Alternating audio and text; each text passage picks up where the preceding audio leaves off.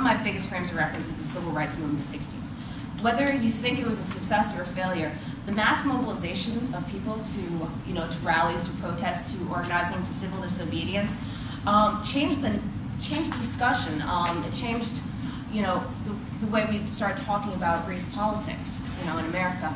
And that's not, it didn't happen because people of color suddenly said, hey, we're equal and we need equal rights. It happened through, millions of people were mobilized through pre-existing social categories and political and religious networks, community networks.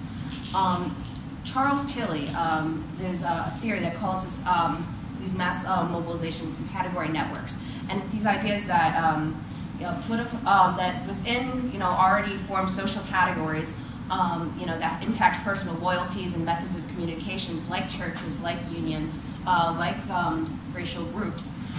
There's already these pre-existing lines of communication, and when you utilize that, and when you utilize the culture, you're able to mobilize masses of people. This happened in the Bread and Roses strike, where women were mobilized through, whether it be immigrant halls or the informal networks on the street and the shop to do, for a lot of the strike breaking act, to attacking a lot of the strike breakers and organizing food rationing.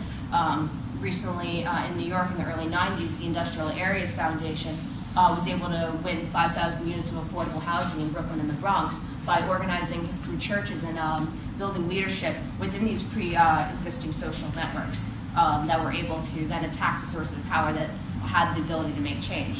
And within SDS, these cat nets, as it's called, exist in dorms, they exist in classrooms, they exist in student clubs.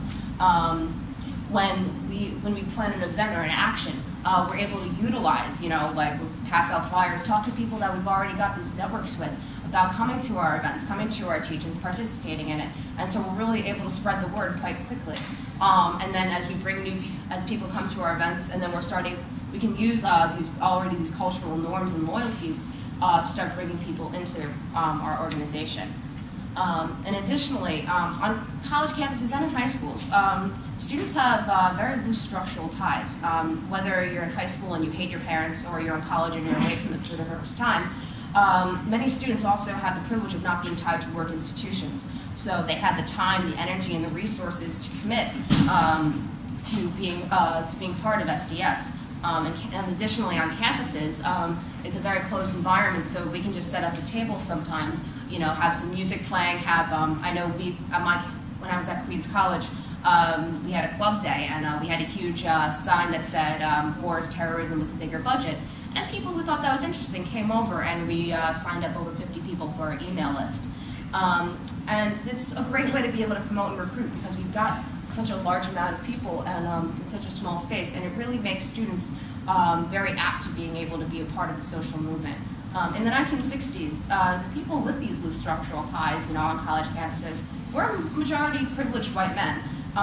Combined with patriarchy, this really greatly influenced how SDS developed. But it also, the people who had, the time, the energy, and the resources, and had already existing networks, really contributed greatly to the movement's participation. One of the key things that I've really enjoyed in SDS is that we have an open and participatory structure. Now, there are some limitations to that, because for those of us who've been in SDS longer, there are some cultural limitations within our group. Many of us have partaken in other subcultures which have certain norms. We can be way too intellectual, using acronyms for every single organization possible, name dropping different theorists, being somewhat elitist. And the culture, unfortunately, is a bit classist as well. However, on the local level, a lot of chapters when you come into a chapter for the first time, you're immediately involved in the decisions that affect that group. You immediately have a voice, you immediately have a say. And that gives everyone a personal stake in the decisions that, for whether it be a teaching or an action or a long-term campaign. And also, we can share in the costs and the benefits of that. There are two really interesting examples I would like to share just about how, this college campuses, combined with the participatory structure, has really aided a lot of movements. There's a study done in Colombia in the 1980s among an anti-apartheid campaign.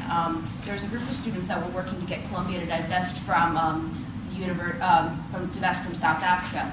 And about 30 to 40 students had decided to organize a large rally, and they were eventually going to lock down a building until the university divest. Not everybody knew this who went to the rally. Now, when they first said, there was a couple of speeches, it was on a building, and they said, and we're not going to leave here, and we're not going to leave these steps until Columbia divests from South Africa. People were kind of shocked. They'd been a part of this rally, and about 300 students sat down and locked down the building. And from there, all the students who participated had a decision how the movement went. They decided who went out to get food, when sleeping shifts were, and if it was still successful. So after 3 weeks, not everyone was as committed to doing this. During this period also, Columbia began to raise the cost for joining, from failing the students to threatening expulsion. However, because all of the students participating in this lock-in had a stake in it, had been part of making these decisions, there was not only was there solidarity with their comrades, but there was also they had a personal stake, and they had a shared cost and sharing in the benefits as well. So after 3 weeks, about 25% of the students were no longer felt that locking down the building was an effective strategy, and they all dispersed. Using that momentum though, and using that power that they had built through a participatory structure, within 6 months, Columbia had divested from South Africa.